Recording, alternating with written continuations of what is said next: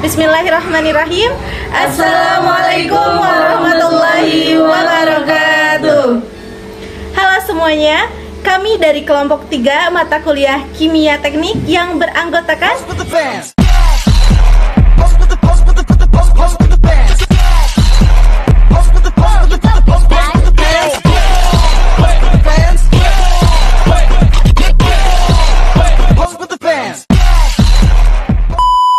Tujuan survei kami adalah untuk mengetahui apakah benar di TPST Tegalega Bandung ini mengelola sampah anorganik atau tidaknya. Selain itu, kami juga ingin mengetahui sumber sampah dari mana saja yang masuk ke TPST ini. Lalu kami juga ingin mengetahui proses yang terjadi di dalam pengolahan limbah anorganik.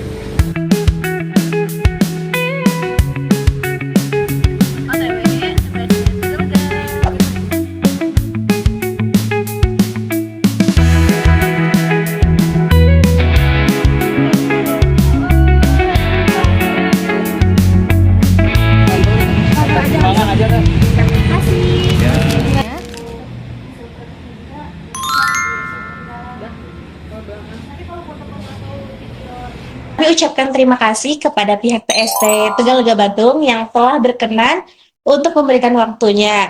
Di sini kami akan memberikan beberapa pertanyaan untuk diwawancarai dan insya Allah jika diizinkan nanti akan observasi mengenai pengolahan limbah anorganik. Baik, langsung saja ya Pak. Kalau TPS Tegalega Bandung ini beroperasi dalam pengolahan sampah anorganik ini sejak kapan?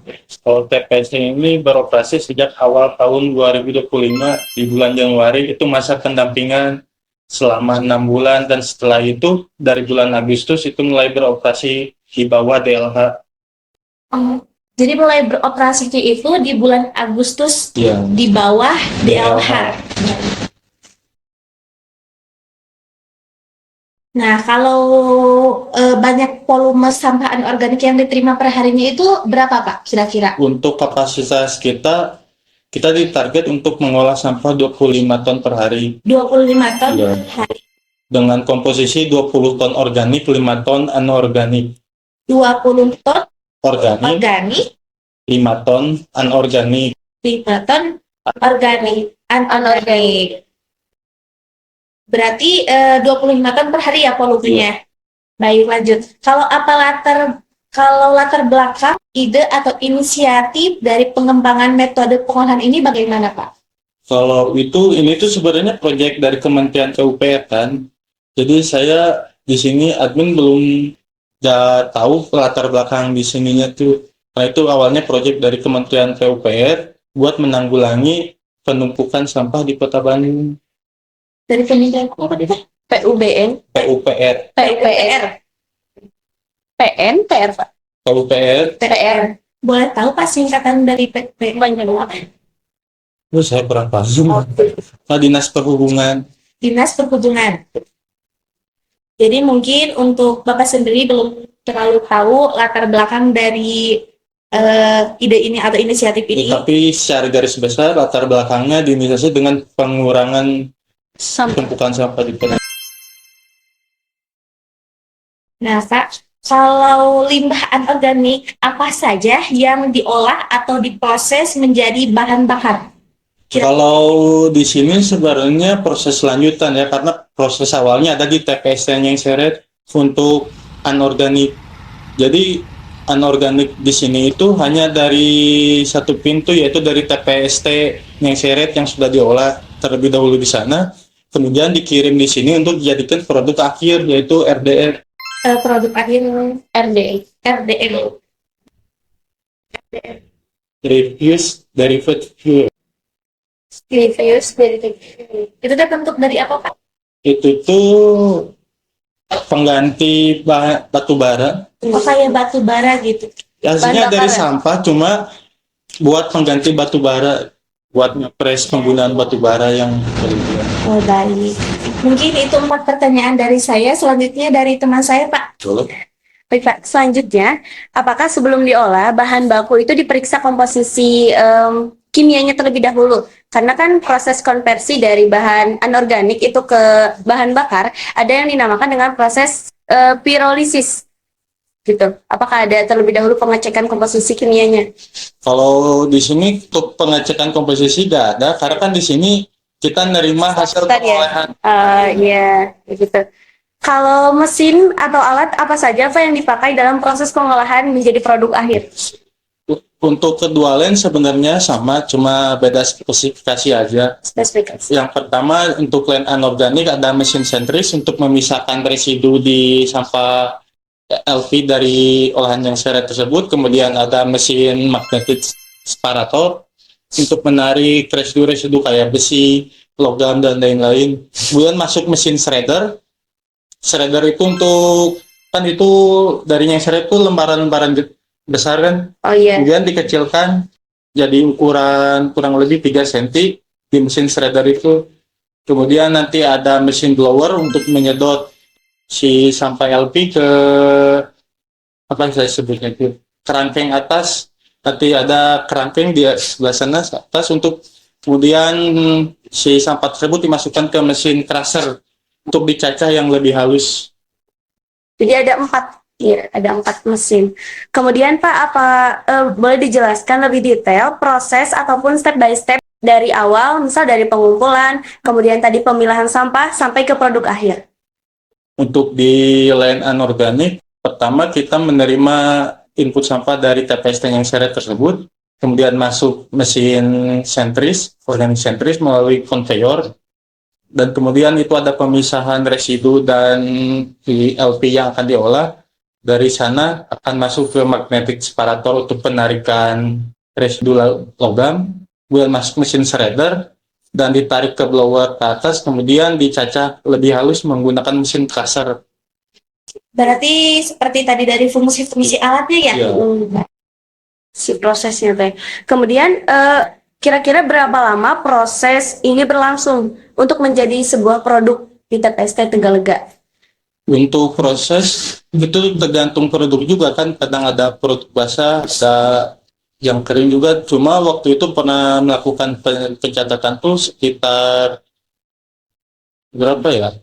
100 kilo per jam atau berapa? Misalnya belum pernah juga dilakukan pengecekan produk dalam waktu itu. Tadi ada yang basah sama yang kering ya Pak hasil produknya. Kalau yang basah itu Maksudnya input dari sana kan tergantung cuaca juga kan. gitu. Oke. Kalau banyak produk yang dihasilkan baik per hari, per minggu ataupun per bulannya gitu, berapa banyak Pak? Untuk per hari dengan targetan 25 ton, tapi karena kita juga kan tergantung inputan yang masuk juga. Iya, Jadi rata-rata ada di 18 ton. 18 ton. per harinya. Nah, Baik Pak, tadi itu kan baru di line anorganik ya. Sekarang kalau di organiknya itu kayak gimana Pak prosesnya?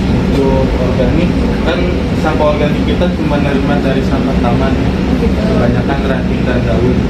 Pertama-tama input dari taman tersebut kita masukkan ke feeder, Feeder. mesin feeder conveyor Untuk apa itu? untuk dibawa ke mesin vibrate, Pak? Vibrate. yang nanti akan bergoyang memisahkan tanah dan si daun-daunan tersebut. Kemudian setelah mesin vibrate sama ada magnetic separator Oh, sama magnetik. untuk menarik logam dan besi. Kemudian Pak, Kemudian ada mesin shredder, mesin shredder juga sama shredder mengecilkan.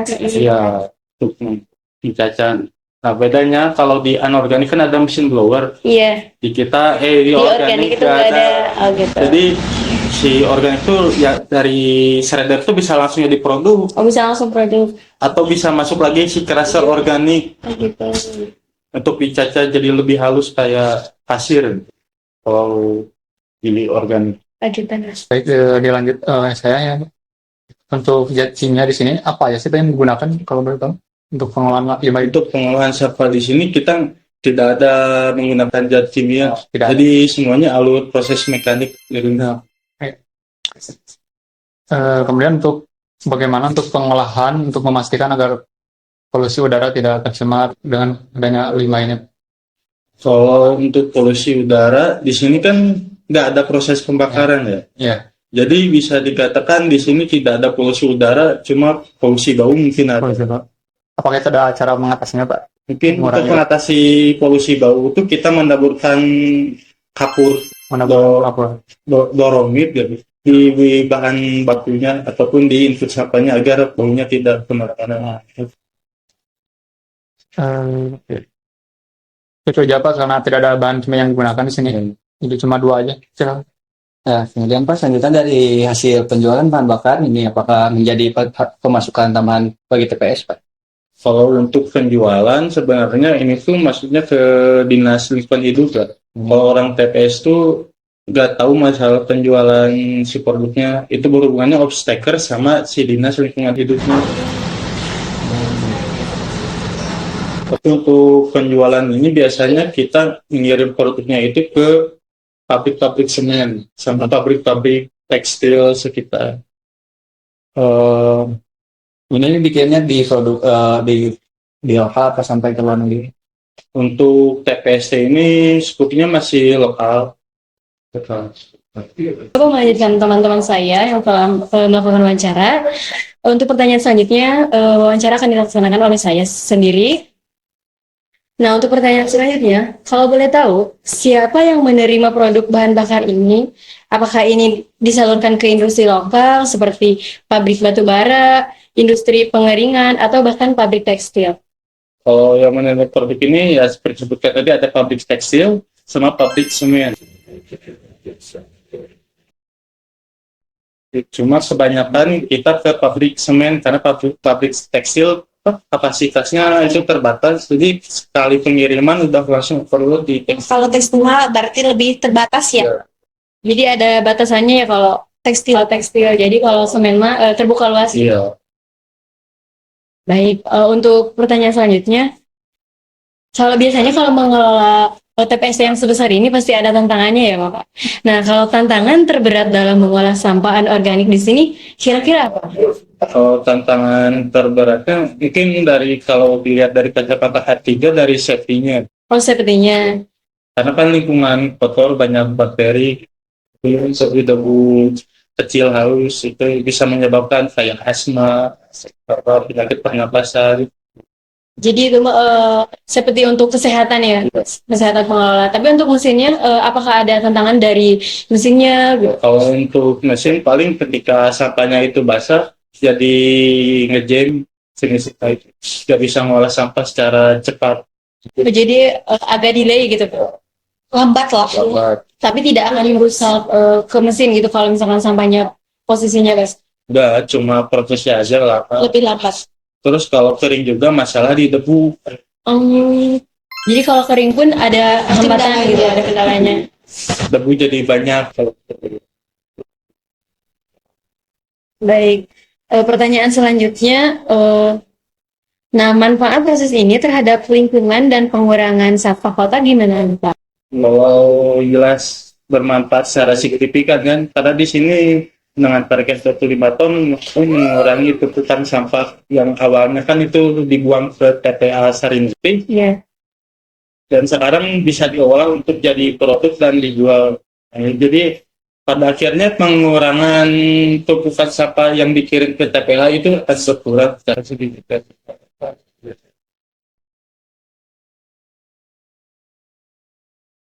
Nah untuk selanjutnya, apa nih harapan TPST untuk pengembangan pengolahan limbah anorganik ke depannya?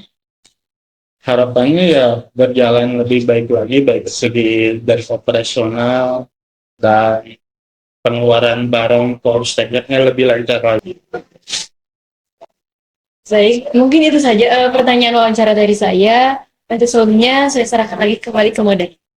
Baik, Bapak, setelahnya saya dan teman-teman saya mengucapkan terima kasih banyak atas penjelasan dan informasi yang Bapak berikan mengenai TPS Telga Bandung ini. Semoga informasi yang kami dapatkan dan Bapak yang berikan bermanfaat untuk kita dan bermanfaat untuk TPST ini. Mungkin cukup sekian dari kami. Mohon maaf. Wassalamualaikum warahmatullahi wabarakatuh. Waalaikumsalam. Demikian survei ini telah selesai. Selanjutnya kami akan melakukan pengumpulan data dan pembuatan laporan. Semoga video ini bermanfaat untuk kita semua, terutama untuk TPST Tegalga di Bandung. Terima kasih. Wassalamualaikum warahmatullahi wabarakatuh. Tapi bohong.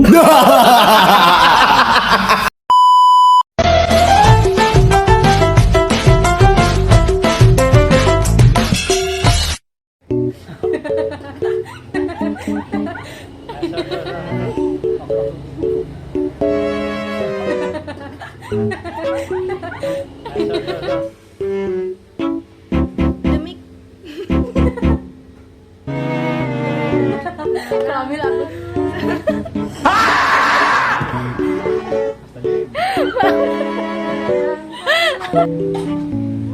Aku salamnya Bang. Bismillah. Assalamualaikum warahmatullahi wabarakatuh. Raimu ketok kesel dino iki.